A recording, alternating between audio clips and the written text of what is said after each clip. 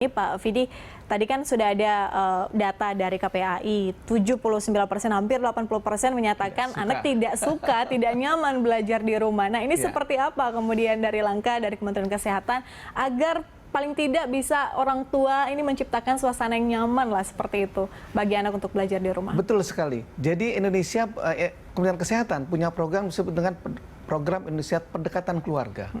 Artinya kami mencoba untuk menjadikan basis keluarga sebagai sesuatu ujung tombak terkini dan terdepan untuk mereka melakukan langkah-langkah strategis bagi kesehatan anggota keluarganya. Jadi kesempatan ini kami ingin mengingatkan bahwa semua keluarga harus masing-masing memperhatikan bagaimana kondisi kesehatan dari anggota keluarganya. Ini program kami disebut dengan PISPK. Ada 12 indikator di situ yang kemudian kami coba ingatkan. Jadi perhatikan masing-masing dari setiap tahapan beda-beda. Katakanlah ibu hamil beda perhatiannya terhadap kesehatannya. Kemudian punya anak 0-1 tahun beda, 1-5 tahun beda. Sepanjang rentang usia yang disebut dengan siklus hidup, itu punya program-program yang spesifik. Sehingga kami mengingatkan yang disebut dengan nanti, mari para orang tua meningkatkan parenting skill. Menjadi orang tua itu harus mempunyai keterampilan, bukannya sekedar dia mempunyai kesempatan anak dan sebagainya, tapi bagaimana memberikan asa-asi dan asuh yang tepat, terutama dalam konteks adaptasi kebiasaan baru yang memang berbeda dari situasi yang sebelum ada COVID ini. Itu yang kami ajarkan tentang parenting skill dan kami melibatkan banyak komponen yang terkait baik lintas sektor dan program, Mbak Patricia. Oke, berarti parenting skill itu disosialisasikan kepada masyarakat, channelnya lewat mana, Pak? Nah, ini dia hal yang menarik yang juga ketika ada keterbatasan, kami yakin juga ini harus terjawab. Jadi kami mencoba untuk menggalang semua profesi, ya. Kami punya channel ketika teknologi dipakai, yaitu 119 Extension 8. Silakan masyarakat dengan program Sejiwa kami bisa mengakses langsung. Jadi jangan terlambat tuh, sudah ada katakan emosi, kok anaknya juga makin membuat suasana keluarga nggak nyaman gitu kan. Telepon ya 19 Extension 8 untuk berbagi dan mencoba untuk mencari solusi bagi yang punya teknologi. Bagi yang tidak, kami berjenjang, mencoba untuk melibatkan di tingkat puskesmas. Tapi kami yakin jangkauan puskesmas pun terlalu luas. Akhirnya kami juga punya program dengan kelompok perawat sehat jiwa disebut dengan RW Siaga Sehat Jiwa. Di sini kader-kader kesehatan yang dibergerakkan, yang diberdayakan dengan tetap protokol COVID. Posyandu punya kader, lalu kami bekali mereka dengan para perawat jiwa yang kemudian sudah terlatih untuk membackup bagaimana mendampingi untuk menghadirkan mereka kepada pertolongan secara bergulir dari masyarakat ke masyarakat. Oke, artinya sudah ada berbagai macam program yang dilakukan oleh Kementerian Kesehatan agar parenting skill itu bisa dicerna lah seperti itu oleh para orang tua sehingga menciptakan suatu lingkungan yang nyaman untuk anak belajar. Kita tanyakan ke Bu Retno, bagaimana mungkin solusi yang bisa dari KPAI berikan kepada orang tua agar bisa menciptakan situasi ataupun kondisi yang nyaman saat anak harus belajar dari rumah, karena ini mungkin akan berlanjut. Kita tidak tahu sampai kapan ini akan berlanjut, tapi paling tidak adakah solusi bagi orang tua seperti itu untuk menciptakan lingkungan yang nyaman? Iya, pertama memang ini kan orang tua udah mulai bekerja ya. Beda sama PJJ fase 1, orang tua sama anak sama-sama dari rumah. Nah, sekarang orang tua sudah mulai bekerja. Itu juga problem dalam pembelajaran jarak jauh pada fase ini. Nah, di dalam fase ini berarti kan orang tua ini kalau ayah dan ibunya kerja, berarti anak tidak ada yang bisa mendampingi. Padahal proses ini harus didampingi oleh orang tua. Mengingat orang tua anak-anak ini juga rentan terpapar konten-konten di dalam media, dalam internet gitu. Kalau kita biarkan dia menggunakan gadget tanpa pengawasan. Nah, oleh karena itu memang KPAI mendorong untuk ayah dan ibu yang bekerja, karena kantor-kantor juga nggak boleh diisi 100%, tapi harus ada pembagian, maka berharap bahwa ayah dan ibu ini komunikasi dengan kantor, sehingga kalau hari Senin ayahnya masuk, ibunya di rumah. Kalau hari Selasa ibunya mulai kerja, ayahnya berarti di rumah. Itu ada bisa secara bergantian. Yang pasti ayah dan ibu harus tetap berada yang melakukan pendampingan dan pengawasan di rumah. Yang kedua adalah jika tidak memungkinkan karena dua-duanya nggak bisa berbagi seperti itu, maka harus ada pengasuh pengganti. Dan yang berikutnya adalah ini anak-anak kan harus selalu dikuatkan ya. Memang KPAI mendorong juga untuk memberdayakan guru-guru bimbingan konseling. Jadi guru-guru bimbingan konseling kan tidak guru mata pelajaran. Yang kalau guru mata pelajaran dia ngasih tugas misalnya atau berinteraksi pembelajaran, maka guru konseling harusnya berinteraksi terkait dengan anak-anak yang punya masalah. Untuk itu maka anak-anak ini biasanya akan curhat, akan cerita keluh kesahnya. Karena kami menangkap saat ini anak-anak yang galau ini ternyata dia curhatnya di media sosial. Padahal ketika dia curhat di media sosial ini ditangkap oleh orang yang jahat misalnya, itu dia bisa dimanfaatkan. Nah, beberapa kasus sudah terjadi. Anak itu curhat, kemudian didekati oleh seseorang, dan ternyata kemudian didekati tiap hari sampai anak ini mau diajak bertemu, dan ternyata dia diculik, kemudian diperkosa dan diperdagangkan. Nah, kami kan tidak berharap ini terjadi gitu. Jadi bagaimana anak-anak ini tetap ada dalam pendampingan. Yang kedua adalah ternyata terjadi peningkatan menurut Kemeninfo adalah situs-situs porno itu selain jumlahnya naik, juga diakses oleh banyak pihak. Nah, karena ini sedang PJJ, kemungkinan anak-anak juga akan mengakses oleh karena dengan daring kan rata-rata berarti pegang gadget. Nah, kami khawatir itu juga akan anak-anak terpapar konten pornografi. Oleh karena itu tentu ini penting betul memang peran orang tua. Tadi kalau Pak Dr. Vidi mengatakan bahwa ada upaya-upaya pencegahan, ini kan tinggal disinergikan ya. Apalagi tadi Pak Vidi menyebutkan tentang puskesmas-puskesmas gitu ya. Saya rasa ini juga sesuatu yang penting karena kayak yang saya tahu puskesmas di Jogja, di Jakarta misalnya itu sudah punya psikolog kesehatan mental. Artinya kalau orang tua yang memang mengalami permasalahan harusnya datang ke situ, begitupun anaknya.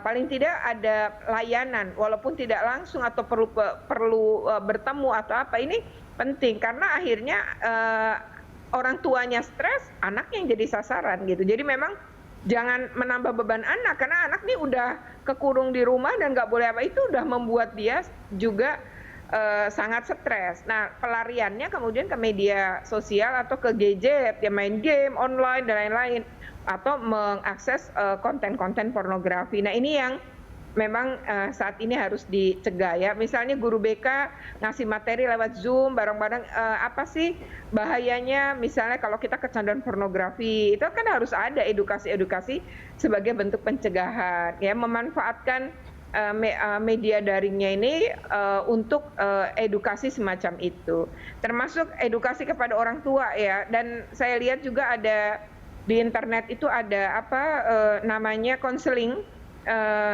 dengan secara di internet secara gratis.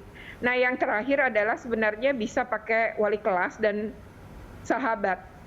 Jadi kalau anak-anak ini punya teman dekat, peer group gitu ya, kemudian punya wali kelas yang peduli, peka sama mereka, itu sebenarnya anak-anak ini juga bisa curhat. Kadang anak tuh cuma pengen didengar ya, walau mungkin tidak dikasih solusi gitu menyelesaikannya, tapi dengan menumpahkan kepada orang lain apa yang dia rasakan, dia ceritakan, itu meringankan bebannya. Saya pikir itu. Oke, berarti kita catat ini terkait dengan fungsi pengawasan seperti itu, Bu ya. Dan tadi mungkin ada solusinya kalau bisa kalau anak ini belajar harus ada pengawasan, dan kalau misalnya mungkin secara bergantian orang tua ya, antara ibu atau bapak seperti itu. Kalau memang tidak bisa dua-duanya, mungkin akan ada orang yang ditugaskan secara khusus untuk mengawasi anak dalam belajar. Kemudian juga terkait dengan kurikulum tadi disinggung, dan juga sejumlah hal yang perlu diperhatikan oleh para orang tua untuk mengawasi anak belajar. Dan pemirsa, kita akan mendengarkan tanggapan orang tua anak terhadap kegiatan belajar daring di rumah. Sebagian orang tua sudah mempersiapkan kebutuhan anak selama belajar daring dari rumah. Apa saja trik agar anak betah belajar daring di rumah? Berikut cuplikannya.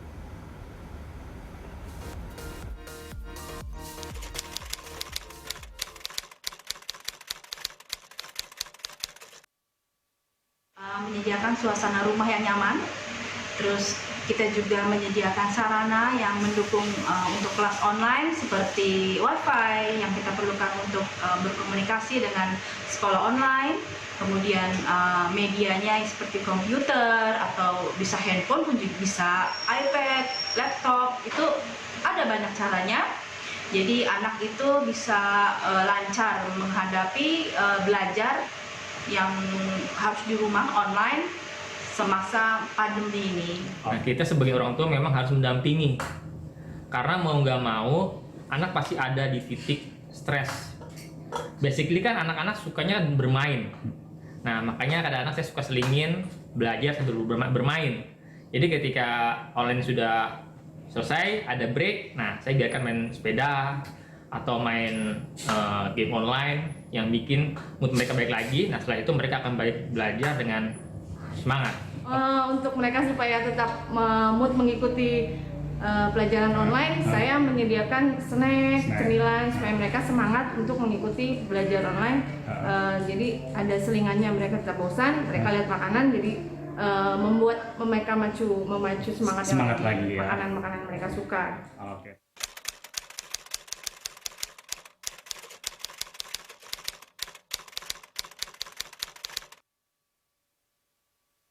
Seperti biasa kayak sekolah seperti biasa, cuman ini kan di rumah. Jadi kita harus mengingatkan, ayo kita mau mulai belajar di rumah dengan ya bersiap-siap diri, jangan lupa sarapan supaya tetap semangat untuk menjalani sekolah online pada pagi hari. Jadi masa transisi belajar online memang perlu waktu ya, dan perlu proses. Makanya saya selalu dampingin tuh dan mengarahkan anak-anak supaya ini fun loh. Jadi ini adalah aktivitas yang menyenangkan. Selain itu mereka juga akan mendapatkan ilmu yang bermanfaat. Jam belajar online mereka itu tidak panjang, tapi tetap mereka merasa bosan gitu dengan sekolah yang di rumah ini. Seperti yang paling terlihat itu adalah penurunan minat belajar. Itu sangat terlihat sekali. Jadi walaupun tidak ada tugas rumah ataupun ulangan, tapi kan mereka tetap harus belajar.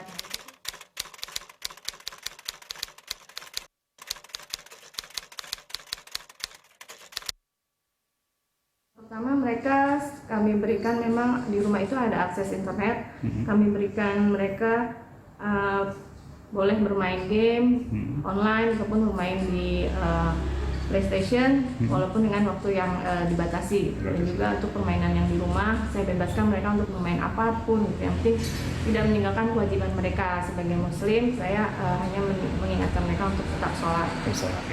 Gimana caranya supaya anak saya senang dan betah di rumah dengan belajar? Ya kita harus tetap mengontrol anak dengan berkomunikasi. Kepada anak bertanya seperti bagaimana tadi sekolahnya, belajar apa aja hari ini, kemudian kita tanya ada PR apa enggak. Jadi kita harus tetap mengontrol anak supaya anak tetap mengikuti jadwal sekolah. Secara dasar naluri anak pasti senang bermain, itu udah pasti. Nah jadi saya selalu kasih waktu untuk dia bermain supaya dia punya power lebih banyak lagi, dia bersemangat lagi untuk balik lagi ke belajarnya. Ya, pemirsa, itu tadi sejumlah tanggapan dari orang tua dan mungkin cara-cara dari orang tua bagaimana menangani anak yang harus belajar dari rumah secara online, dan mungkin kiat-kiat apa yang dilakukan oleh para orang tua untuk menciptakan satu lingkungan yang nyaman bagi anak untuk belajar. Kita sapa kembali Bu Retno. Ya. Bu Retno, terima kasih sudah bergabung bersama kami di siang hari ini di Lunch Talk. Kita harapkan tadi masukan-masukan dari KPAI terkait dengan bagaimana menciptakan lingkungan yang nyaman bagi anak-anak untuk belajar benar-benar dapat dilakukan, dan juga masukan juga bagi pemerintah. Seperti itu ya Bu Retno. Bu Retno Listiarti, Komisioner KPAI, terima kasih sudah bergabung bersama kami. Selamat bertugas kembali, Bu. Ya, Pak Fidi, kita masih ada satu segmen lagi, kita akan lanjutkan perbincangan kita, dan pemirsa tetaplah di Lunch Talk.